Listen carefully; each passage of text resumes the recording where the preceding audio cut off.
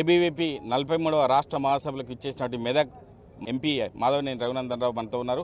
ఎందుకంటే ఇప్పటివరకు రాష్ట్రంలో జరుగుతున్నటువంటి చర్చల్లో ఇప్పటివరకు మీడియా ముందుకు రానటువంటి రఘునందన్ రావు మనతో ఉన్నారు. సార్ చెప్పండి, అల్లు అర్జున్ విషయంలో ప్రధానంగా అసెంబ్లీలో కూడా చర్చ జరుగుతుంది. ఆ విషయంలో మీరు ఏం చెప్తారు సార్? సో మీ మొదటి ఆరోపణ తప్పన్నా. నేను మొన్న రాత్రి శనివారం రాత్రి పార్లమెంటు ముగియంగానే వచ్చిన మీడియాలో కనబడతలేడు రఘునందన్ అనేది తప్పు. అవకాశం రాలేదు కాబట్టి కలవలేదు, పార్లమెంట్లో ఉన్నా కాబట్టి మాట్లాడలేకపోయినా. So coming to the point, Allu Arjun కేసుకి సంబంధించి పోలీసులు మేము ఏదైనా కార్యక్రమానికి పోతున్నామని తెలిస్తే ముందే మమ్మల్ని ఇంటి దగ్గరనే ప్రివెంటివ్ అరెస్ట్ చేస్తారు. గేట్ దాటకముందే అరెస్ట్ చేస్తారు. గేట్ లోపలికి వచ్చి కుర్చీలు వేసుకొని కూర్చొని చెప్తారు, సార్ మిమ్మల్ని ప్రివెంటివ్ అరెస్ట్ చేస్తున్నాం పోవద్దు అని చెప్పి.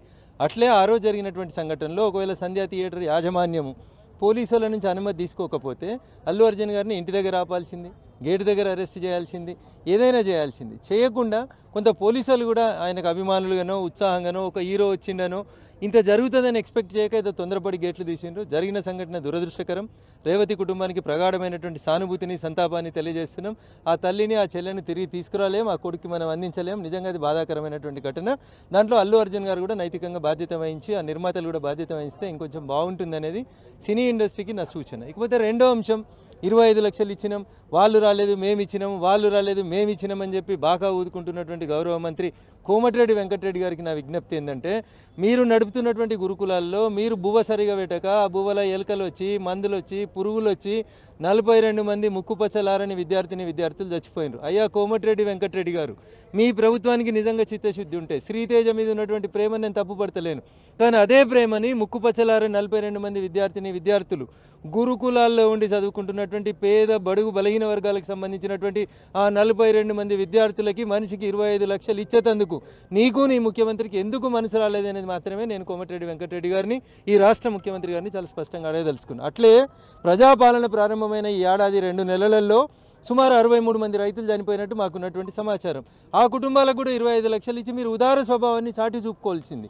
కానీ ఒక్క శ్రీతేజ దగ్గరికి పోయి పిన్ పాయింటెడ్గా ఒక నటున్నో ఎవరినో అరెస్ట్ చేస్తే ఆయనకు జనాలలో సానుభూతి వస్తే దాన్ని దిప్పుకొట్టేందుకు అసెంబ్లీలో 15 నిమిషాలు వాళ్ళ గురించి కాదు ముఖ్యమంత్రి గారు మాట్లాడాల్సింది, ఒక సినీ నటుడి గురించి కాదు నువ్వు మాట్లాడాల్సింది. గురుకులాలలో పురుగుల మందు వస్తుందని రోజు ధర్నా చేస్తున్న విద్యార్థులను ఉద్దేశించి మాట్లాడాలి, ఆ సమస్యను అడ్రస్ చేయాలి. అది చేసి ఉంటే కాంగ్రెస్ రాజనీతి కాదు నిజంగా ప్రజాపాలన చేస్తుందని ఒప్పుకుంది.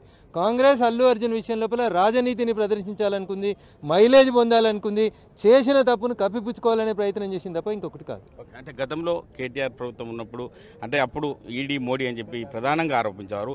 ఇప్పుడు పరిస్థితిలో అటువంటి సందర్భాలు వస్తున్నాయి. అంటే నేను సవాలుకు సిద్ధమే అని చెప్పి ప్రత్యక్షంగా ఇటు కాంగ్రెస్ ప్రభుత్వానికి చెప్తున్నా కూడా కాంగ్రెస్ ప్రభుత్వం ముద్దు నిధున వీడుతుందని చెప్పుకోవచ్చు. ఆ విషయంలో బీజేపీ పార్టీ తరఫున మీరేం చెప్తారు సార్? ఆ విషయంలో ఇప్పుడు పోలీసులు కేసులు ఈడీలు ఎఫ్ఐఆర్లు ఇవన్నీ కూడా పార్టీలకు సంబంధం లేని అంశం. దయించి మహేష్ అన్న, తెలంగాణ సమాజం అర్థం చేసుకోవాల్సింది ఏంటంటే, ఎఫ్ఐఆర్ అయితే చట్ట ప్రకారం మనం పోలీస్ స్టేషన్కి పోవాలి, కోర్టుకోవాలి, బెయిల్ తీసుకోవాలి, వకీళ్ళని పెట్టుకోవాలి, కొట్లాడుకోవాలి.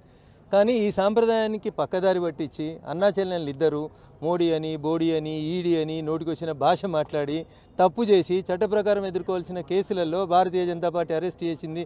భారతీయ జనతా పార్టీకి అరెస్ట్ చేసే అధికారం ఉంటుందా అన్న? రఘునందన్ మెదక్ ఎంపీగా వాళ్ళని అరెస్ట్ చేస్తాడా? చేసే అధికారం ఉంటుందా?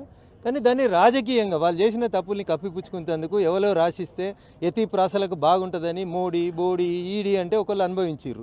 ఇప్పుడు మళ్ళీ ఇంకొకరు మాట్లాడుతున్నారు అట్లే మోడీ ఈడీ బోడీ అని, ఇంకొకరు కూడా అనుభవిస్తాడు. దాంట్లో ఏం తప్పు లేదు. అట్లా చేసిన తప్పుకి పనిష్మెంట్ ఉంటుంది. అంటే ప్రతిపక్షంగా కేసీఆర్ అసెంబ్లీకి రావడం లేదు, హరీష్ రావు నువ్వెందుకు మాట్లాడుతావు అని చెప్పి కోమటిరెడ్డి వెంకటరెడ్డి కూడా ప్రధానంగా ఆరోపించాడు. ఆ విషయంలో రఘునందన్ రావు మార్క్ ఎలా ఉండబోతుంది? నేనేమంటున్నాను, అసెంబ్లీ నడిచినప్పుడు ప్రతిపక్ష నాయకుడు వస్తే బాగుంటుంది అనేది ప్రజలు కోరుకుంటారు. కేసీఆర్ ఎందుకు వస్తలేడు అనే దానికి నేను సమాధానం చెప్పలేను, దానికి సమాధానం కేసీఆర్ గారు చెప్పాలి.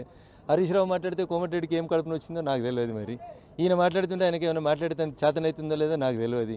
అది అసెంబ్లీలాగా కనబడతలేదు, చేపల మార్కెట్లాగా అరుచుకుంటున్నట్టు కనబడతా ఉంది. ప్రభుత్వాన్ని డిఫెండ్ చేసేందుకు మంత్రులు ప్రిపేర్డ్గా వస్తలేరు అనేది అనిపిస్తుంది. ప్రతిపక్షం వాళ్ళ మీద దాడి చేస్తుంటే అందరు హీ అనుకుంటే పక్కలు చూసుకుంటున్నట్టు కనబడుతుంది తప్ప ఒక్కరు కూడా సబ్జెక్ట్ మీద కరెక్ట్ మాట్లాడడానికి ఇష్టపడతలేరు. You be prepared for it. అరే మీరు అధికార పార్టీ, పాలిస్తున్నటువంటి పార్టీ, మీరు చెప్పుని సమాధానం చెప్పకుండా అనవసరమైనటువంటి మాటలు దొంగ అని యూజ్లెస్ ఫెల్లో అని ఏం మాట్లాడుతుర్రన్న అసెంబ్లీలో? దీనికోసమా మిమ్మల్ని జనాన్ని అడిగి పంపించింది? ఎవడు దొంగ అయితే అని రిమాండ్ చేయండి, ఎవడు యూజ్లెస్ ఫెల్ అయితే అని బయట పారేయండి, పోలీసులతో చెప్పి కేసులు పెట్టించుర్రి.